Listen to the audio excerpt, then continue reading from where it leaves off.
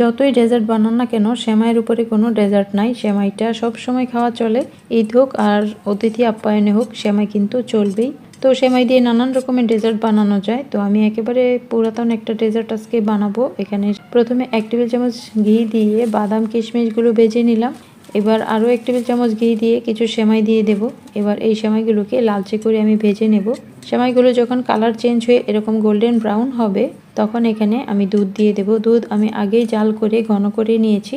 তো দুধের সর সহ আমি দুধটা এখানে দিয়ে দিয়েছি। আর এই সেমাইটাতে দুধটা একটু বেশি লাগে, কারণ ঠান্ডা হয়ে গেলে এই সেমাইগুলো একটু জমাট বেঁধে যায়, তাই দুধটা একটু বেশি দিয়ে রান্না করতে হবে। তো একটা এলাচ, একটা দারচিনি, একটা তেজপাতা দিয়ে দিলাম। সেমাইটা যখন সেদ্ধ হয়ে যাবে তখন আমি চিনি দিয়ে দেবো। মিষ্টিটা যে যেমন খান পরিমাণ বুঝে দিতে হবে। আর দিয়ে দেবো 1 টেবিল চামচ গুঁড়া দুধ। দুধটা যেহেতু আমি আগেই ঘন করে নিয়েছি জাল করে, তাই এখানে আর গুঁড়া দুধ বেশি দিলাম না, মাত্র 1 টেবিল চামচ দিয়েছি। এবার একসাথে মিশিয়ে নামিয়ে নেব। এই সেমাইটা একটু পাতলা করেই রান্না করতে হয়, কারণ ঠান্ডা হতে হতে দুধটা আরও শুষে যাবে, তখন কিন্তু এই সেমাইটা একেবারে চাকা বেঁধে যায়। তাই একটু পাতলা করে নামালে এটা ঠান্ডা হতে হতে খুব সুন্দরভাবে সেট হয়ে যায়। এবার ভেজে রাখা বাদাম কিশমিশ উপরে দিয়ে দিলাম। বাস হয়ে গেল বেশ মজার, খুব সহজ এবং বেশ ইয়াম্মি একটা সেমাইয়ের ডেজার্ট। ভালো থাকুন, আল্লাহ হাফেজ।